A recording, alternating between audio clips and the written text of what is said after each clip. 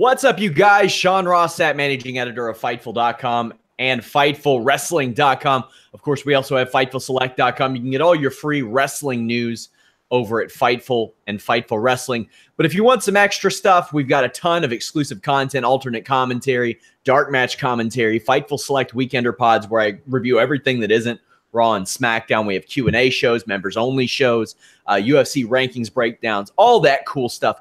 Also, this show brought to you by omgee.com. That's omghee.com. A food and fitness revolution is coming, and Ghee is helping spearhead that. Check it out. It is a healthy alternative to butter. You can get your omega-3s, your omega-9s, your CLA, which is known to fight cancer. Check them out at omgee.com and see all of the health benefits that can provide. It's used by a lot of high-level athletes and a lot of medium-level athletes for that matter. It's just a healthier alternative, a great way to cook your pork chops, your burgers, anything that you would use butter for, use Ghee for. You can also find them at OMG Butter on Twitter. Let them know that you heard about them from us. I am joined tonight by Alex Pawlowski and Jeff Hawkins. Right after this show, I am going live with the Triple H media post-show conference. I don't know what the hell they're calling it. I'm going live for it, though, damn it. Jeff, how's it going? Going great. Wow. You told me to keep my You told me to keep my answers short, so I did. Yes, because we have to go live after this. Anyway, you'll be surprised to learn that the two guys on the show with me are in the past. Might as well be. I mean, it's what time is it there? 7 p.m., 7:30 p.m. Mm-hmm. You're rocking in Central. Here I am, 10:30. My work night's getting started. It's going to be wild tonight, guys. We'll go ahead and get some of the pre-show stuff out of the way. Pat McAfee was on here again. I thought he was great. I love the interactions with EC3. They showed Keith Lee in the crowd. They also showed EC3 and Kairi Sane. Alex, your thoughts, Keith Lee officially with WWE and NXT? Listen, they just keep stacking the deck. I don't honestly. I love how long the matches are on takeovers. They tell great stories, but there are only 5 of them, and they've got a roster that's stacked top to bottom with great people that could be out here performing on the biggest shows. Adding a Keith Lee to the roster is like, well, okay, now where are you going to put him? I mean, it's great. I can't wait to see him do stuff. But wow, riches. My cup overfloweth. Jeff, your thoughts on any pre-show stuff as well as the official signing of Keith Lee? Did not like McAfee until the EC3 really go between, and then the jorts. Then it turned me around. As for Keith Lee, if it gets Dijak on screen and we get that feud again in those matches, I'll take it. Even if they're a team, because they're a pretty good team as well, I'll take that. Keith Lee belongs in the WWE. EC3 had cut a promo at the table, and he did pop McAfee and said that I did like that McAfee referred to him as Mr. 3. Yes. Which was nice. EC3 said that he doesn't have to determine his future in the ring. He can on the microphone just fine. Thought that was a good way to make a positive out of a kind of lame situation for him. McAfee also told Adam Cole that as a resident of North America, he expected that title to be defended tonight, which I also liked. But other than that, I thought their interactions were, whatever. This show started off with a banger. Now, I've said on the Fightful Select Weekender podcast, Burch and Lorcan, for me, are fighting an uphill battle because they have been, for better or worse, jobbers for the last several years. And all of a sudden, you're like, okay, we're going to put you in with these guys who have been fairly protected almost immediately. And, oh, by the way, we're not going to give you any character while we do it. But, Jeff, these performances tonight, they got the crowd to care about them. They weren't necessarily the most over guys at the beginning of the match, but they got a standing ovation by the end of it. Heel crowd for Chicago to start with, because they were cheering on the Undisputed Era. But this is the match I wanted that I talked about on Tuesday. I wanted a hard-hitting brawl to the point where it's just knees at the end and slaps. Loved this match. Absolutely loved it. I think it did a lot for Lorcan and Burch as well. Look, the last 3 years of the NXT tag division, I'd put up there with the late 80s NWA. I mean, it's such a good legacy. And it really when you look at it, it's because of a diversified roster, and it's headed by this tag division. Alex, I know you're a guy who cares about his tans. Why so many spray tans for 4 guys who live in Florida? I don't know, man. It's I'm kind of a fish belly. I guess you could. I would refer to my color, my palette as fish belly. But yeah, I burn. I don't tan, so I stay out of the sun as much as possible. But yeah, as far as the match goes, gosh, I was thinking about, like, I wonder if this is going to be the best tag match of the weekend, and it took me 2 seconds to remember that. Oh my God. Yeah, the B team is in one of the matches, and the other one is going to be a squash.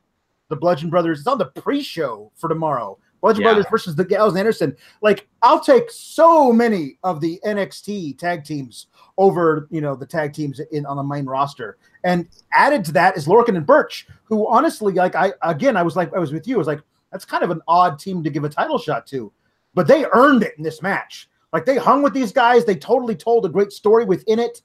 You can't keep these crazy dudes down. I just love that they keep just throwing uppercuts and elbows and slaps and knees, and it was just great. And yes, the crowd was on the side of the Undisputed Era because they are objectively fantastic. Like, they're so great at being these douchebags. I got to give it up to them. They are great. Kyle O'Reilly starts by doing, if you train grappling, it's a butt scooting technique essentially used by some Brazilian jiu-jitsu guys. One day that will result in a cartwheel pass into a headlock from one of his opponents. That spot is being set up to be countered because he does it often and doesn't really get sort of a comeuppance from what many could think is like almost a smart-ass technique. Really hard-hitting action. I like that Burch knew how to counter the leg lock with his own. My only criticism was maybe they should have varied up the gear a little bit. Everybody's wearing the same black trunks and boots. And, of course, we know that Roderick Strong wears shitty little boots. So there's that. Roderick wears shitty little boots. What is it? I said heel Roderick wears shitty little boots. That's true. That's the magic of it. Do you think Marina is also going to wear shitty little boots? Oh, I don't know. Is she? Does their son wear shitty little booties? Yes. Huh? Oh, man. O'Reilly has a fantastic sell of a Burch headbutt, and Lorcan goes over the top with a tope con hilo. Really takes charge in the ring on the heels. Lorcan and Burch hit their wheelbarrow DDTs, and then there was a bump that Lorcan took from the top rope to the apron. And when I saw it, like, I tried to conjure up a sound out of my face, and what came out was, holy shit balls in space. I Googled chiropractors when that bump happened. Man, that was filthy. Mm-hmm. That was a nasty bump. Undisputed Era really worked over Burch in the ring. After several minutes, Lorcan tags back in and gets that awesome double blockbuster outside. Such a cool spot. Lorcan and Burch hit their finish, which is a doomsday uppercut, but Adam Cole pulls O'Reilly out. Jeff, I think my favorite thing about Undisputed Era is how much in every match, no matter what the stakes, they want to win. Mm-hmm. Everything. It doesn't matter what it is. They want to win. I think my favorite thing about the Undisputed Era's matches of late is they get cocky about their skill to begin with and get caught with all these moves. And in the end, though, it's their skill that gets them through, and it's their technique that wins them matches. I think that's what I love about every story in here. I mean, Kyle O'Reilly gets beat up in the early moments of almost every match he's in and just gets googly legged, but in the end, he's a killer. Same with Roddy. I like that they're not eking out these wins either. Yeah, that's what I like. They're so good that they don't have to necessarily eke them out, even though they did get some help from Adam Cole, who got kicked out. I wanted to give a quick shout out to Kyle O'Reilly for turning in the surprise match of the year contender for me this past week on NXT. Him and Pete Dunne. Like, I did not think that match was going to be as great as it was, and it was fire. So, yeah, I can't wait to see these guys have individual, like, singles feuds as well, because the three of them can really handle their own as well. For those of you who never watched the Kyle O'Reilly-Kushida Best of the Super Juniors match, that is one of my favorite matches of all time. This week, thanks to Jonathan Ma on Fightful Select, I broke down the Drew Gulak Jack Gallagher match because it was heavy in grappling. So it was really cool to be able to call that and kind of break that down from a stylistic standpoint. one day I will break that Kushida Kyle O'Reilly match down on Fightful Select. So definitely check that out. I'm a big double wrist lock proponent, and that match was all about it. Lorcan powerbombs Strong and then puts him in a half crab. O'Reilly goes to guillotine but gets put in a crossface by Burch. This was a really good tease as a finish because then O'Reilly rolled around, kicked Lorcan in the face, and the crowd just went crazy for this, Jeff. This was an awesome spot. Oh, God, yes. You know, the hitting, it's funny because in these types of matches, you know, you might get hard hitting in the beginning and then it kind of lets up at the end, and it never did. And that's why I loved this match so much. It's like they came here to fight, and all they did was fight the entire time, even though there was a wrestling match in between. Total Elimination wins it for Undisputed Era. Alex, as I mentioned, NXT hasn't done a great job establishing characters for Lorcan and Burch, but this match went a long way in at least making me give a shit about them. Oh, yeah, I'll always root for these guys. I mean, because they're absolute nuts. They're total nuts, and you know that they're underdogs in every match they're going to be in, because not only are they small, but they're like objectively they don't feel as skilled as the other guys. You just have to kill them in order to beat them. I think that's a really interesting thing for them. There's a great place on 205 Live for Oney Lorcan eventually, because he's like nothing else they have up there. He's just a whirling dervish of elbows. You know, like that's totally different than everything else they're doing up there, which would make for really interesting matches. Speaking of interesting matches, oh, by the way, I do post my match ratings for these every morning. I didn't rate anything 7 stars on this show, but I do have those up. Ricochet, I might rate Velveteen Dream's entrance and presentation 7 stars, even though I go out of a 1 out of 10 rating. This was fantastic. Velveteen Dream came out dressed like Hulk Hogan, acting like Hulk Hogan, who was a member of the judges panel when he was on Tough Enough. Except for his pants. His pants were red and yellow, but they were actually Prince Puma pants. Alex, I thought this was a fantastic touch. This whole entrance was awesome, and he was soaking it up. This was so great because it's absolutely a tie-in to the Twitter feud that him and Ricochet have been having, where Ricochet calls himself King Ricochet on Twitter. And so Dream says, like, well, if you're going to be the king, then I get to be the prince. And so his Twitter avatar is him wearing the Prince Puma mask from Lucha Underground. So he's just trolling this guy the whole way through. I mean, it's the next level of like airbrushing your opponent's face on your tights. He's like, I'm wearing your tights you used to wear at this other promotion you used to do. It's great. Gosh, it's so great. Jeff, your thoughts on the entrance of one Velveteen Dream, who very much gets it? Yeah, I like the Prince Puma tights. Hogan I can do without, but that's just a personal touch. I liked what he did with it. Don't get me wrong. I don't want Hulk Hogan back in this company. I don't either. I think that he has just an unmeasurable level of troll within him. Yes. To the point, I think his finishing move should be whatever his opponent's finishing move is. That should literally be his finishing move for any match. He should just steal his opponents on a match-to-match basis, and I think that would work out great on the main roster. And he could probably do it, too. Now, I don't think he's busting out at 6:30, but I think that he could make it work and really do well with it. Ricochet's entrance, maybe not as great, but I mean, he was great in this match. This was the people's main event, essentially. It was the match I was most looking forward to.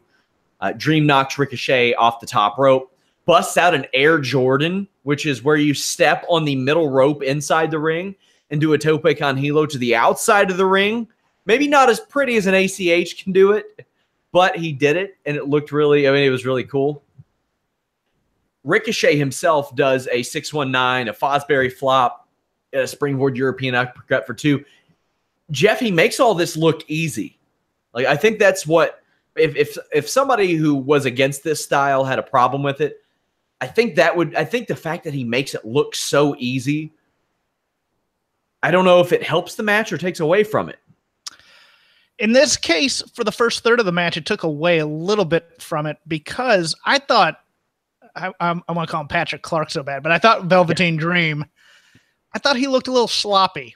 It looked a little gangly. It was the kind of selling where it looks like you're trying to sell in terms of when he's missing moves. It's in a little bit of slow motion.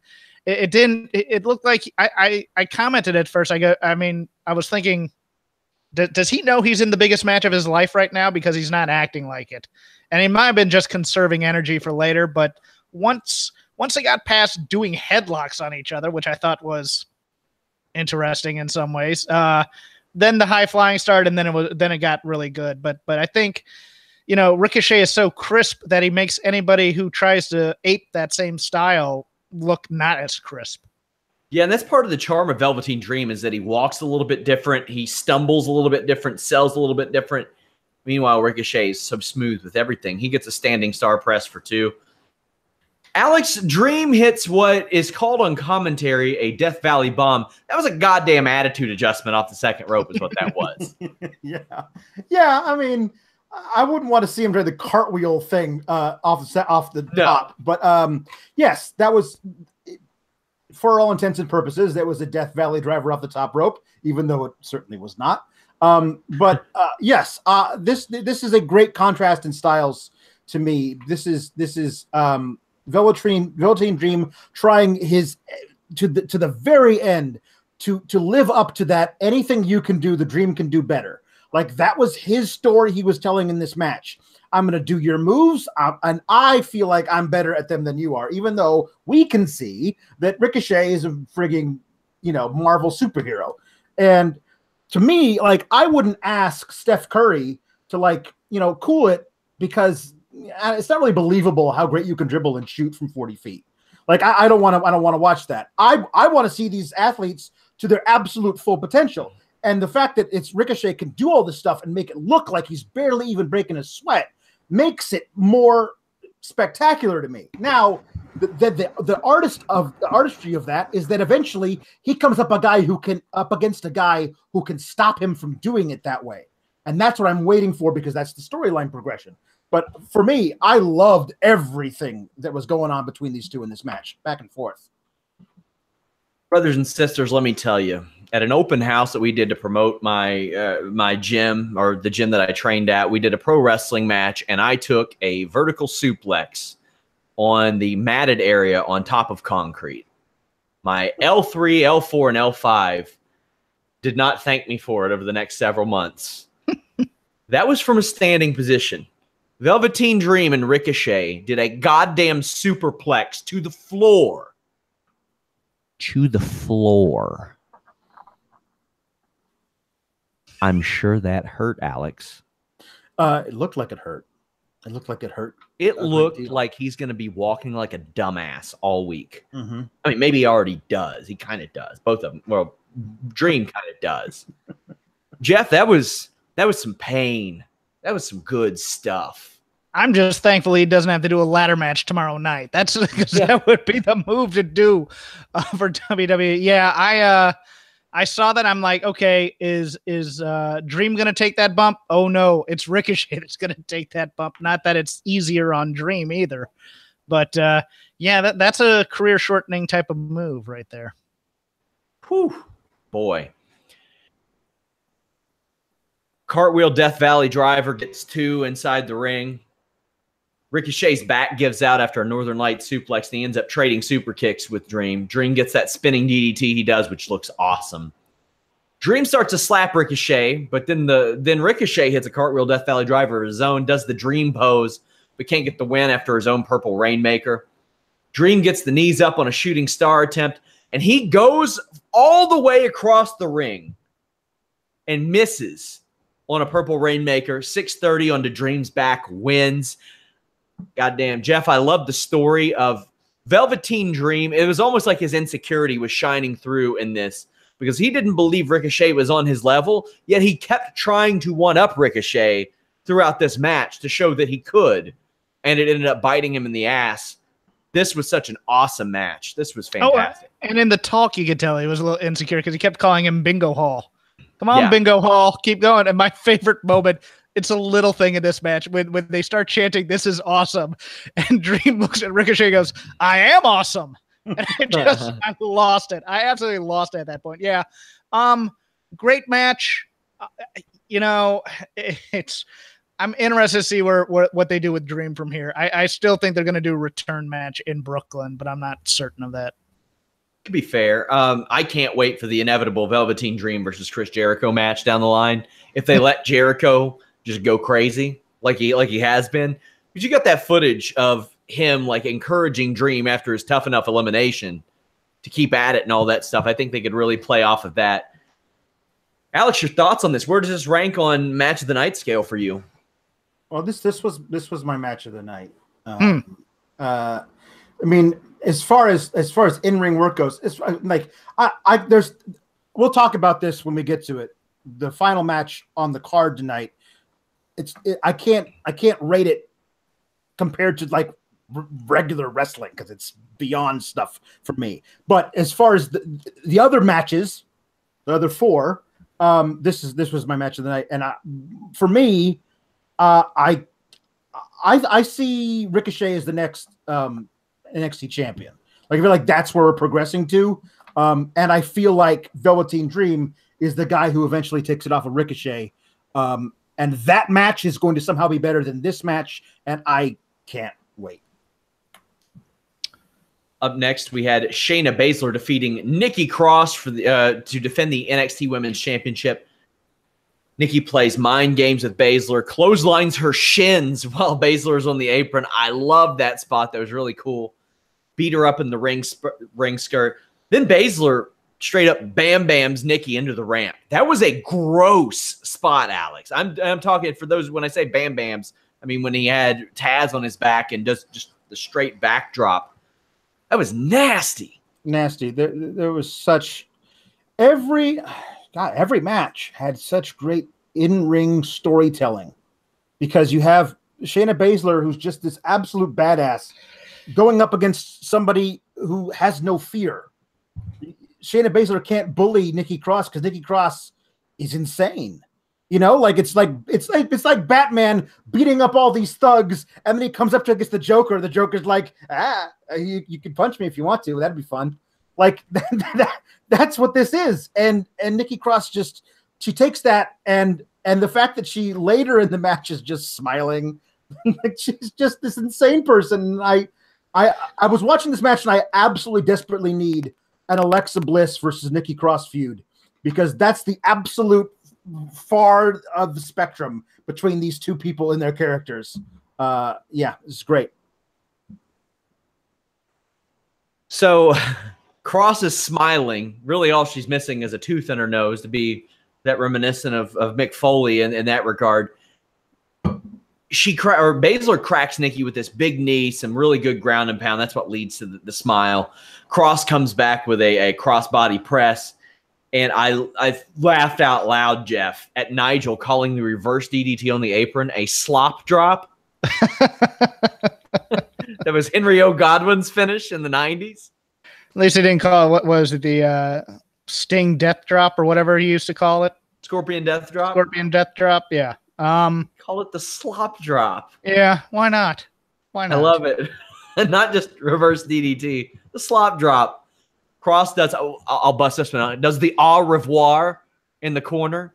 Since we're doing that, I guess the rear naked choke is locked on Nikki Cross and she's fighting it. This is the first time concern has been on her face throughout the whole match, and then the smile happens, and then she's put out, and it's like she knows, and that's it. I think there is no better way to end this match and to end Nikki Cross in NXT than what we just saw. And that's what this was. This was a goodbye to the character. This was a showcase of the character. Poetic. It was, and it was fitting. I would have liked to have seen Nikki and Shayna do a little bit more crazy around the arena stuff for my liking, but you weren't going to get that because that's all Nikki did. And like I remember the four-way with Asuka and the Iconics in there. I was there. There was a lot of it. I mean that was great. I mean. Nikki Cross has been such a rock for this NXT women's division. it wasn't the match I wanted, but it was a great match. It was a great match nevertheless. And I think it was a fitting match for her. Alex, your thoughts on this? I'm not reporting anything. I'm just expecting Nikki Cross to be up with Sanity at this point. Well, I think that it maybe, I don't know if it was always intentional to hold Sanity off this long. No, it wasn't. They just, there's no way they start running VTRs.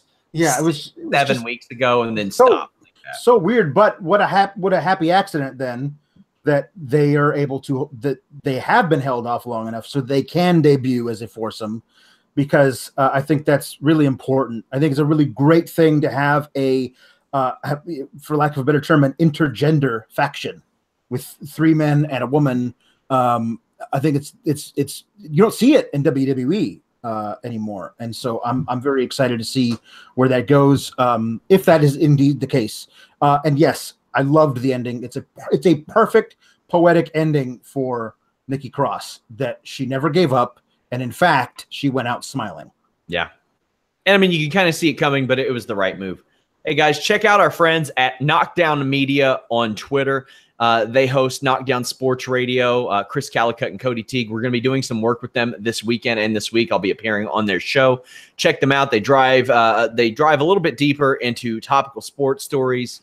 You can find them on iTunes, Google Play, Stitcher, TuneIn, YouTube, and more. I'll tell you all more about them Sunday, Monday, and Tuesday this week. And I'll be appearing to talk some rampant NBA speculation this week. Also, you all can talk to me about that over on the Fightful forums. I've set up a thread over there. Really want to hear what you guys think about NBA free agency. One of my favorite things in the world.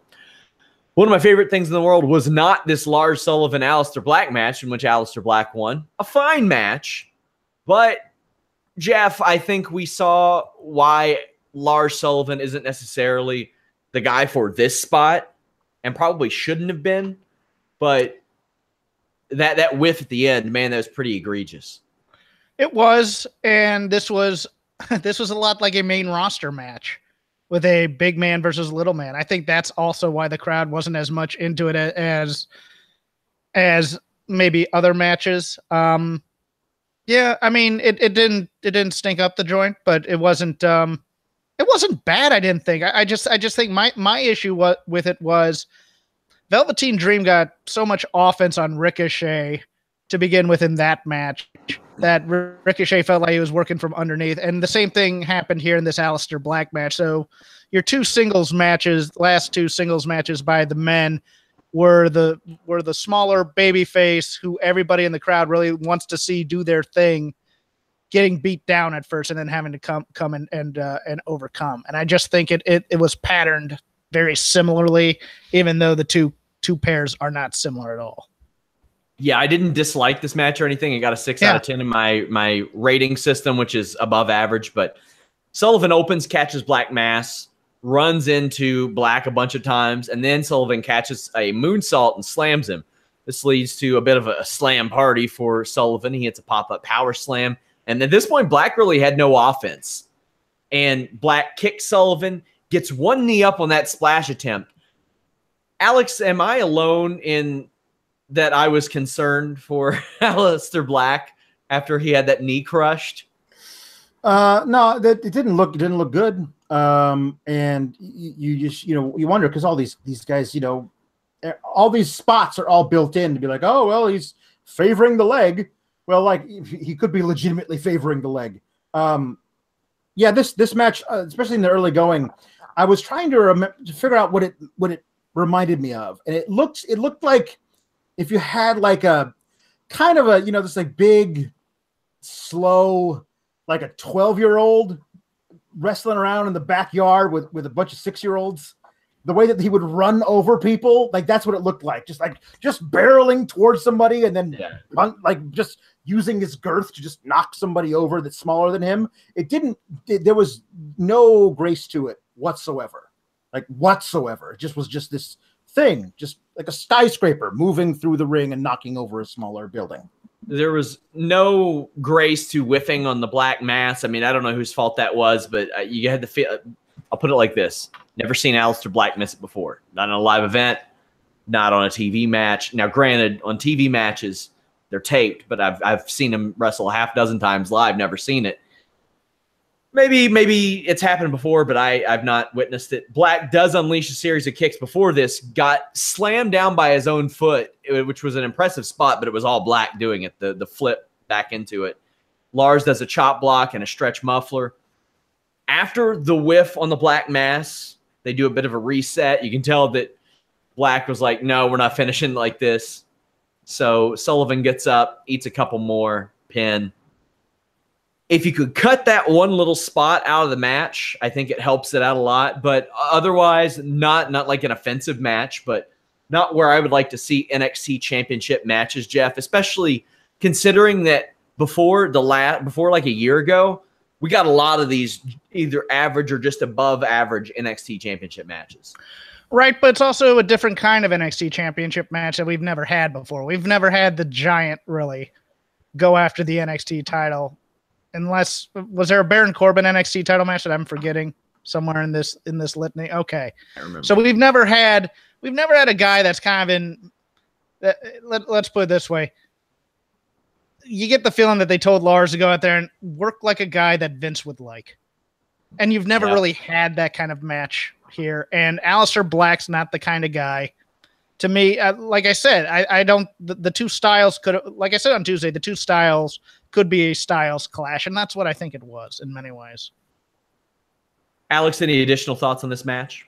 No, I want to see Aleister Black work with somebody that can really push him and give us a great NXT Championship match again.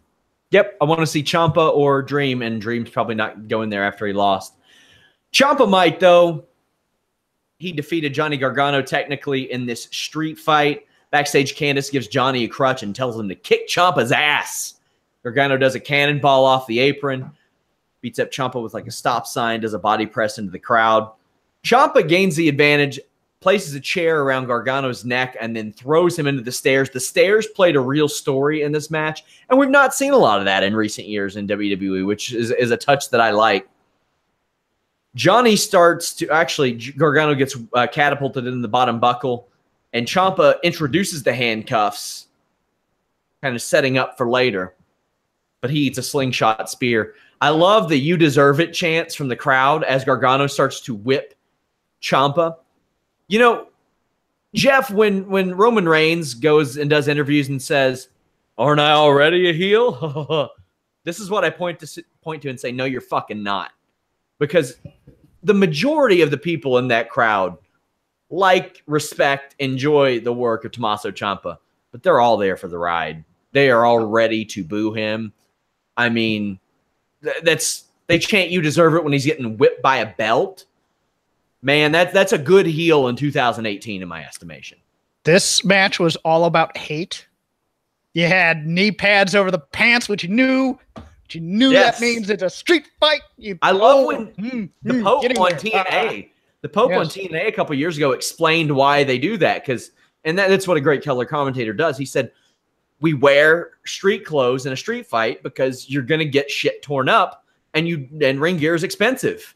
It's a lot cheaper to replace a pair of Lee dungarees than it is custom-made gear. This was good stuff. There's a super kick into the trash can. Sorry, Jeff, go ahead. I was going to say you had the homage to ECW circa 96 with the stop sign in between the two pieces of poster board, which I liked. And to go back to the Tommaso Ciampa heel thing, the spitting on the wedding ring, that's what makes you a heel, kids. Yes. By the way, I watched some 1995 ECW for Fightful Select for next month's retro review. Oh boy. I'll say this. The best thing about that is watching the Sandman, realizing he's going to try some crazy athletic shit that he's probably not going to pull off, and just seeing if he does it or not. So there's a powerbomb lung blower and a knee to a trash can that gets Ciampa back into things. He gets an air raid crash outside onto the stairs for 2. And then he finds some bolt cutters, and I thought he was going to chop Gargano's nuts off at this point. And Alex, you thought it too. I thought he was going to go right for the penis. No, honestly, I thought he was going finger.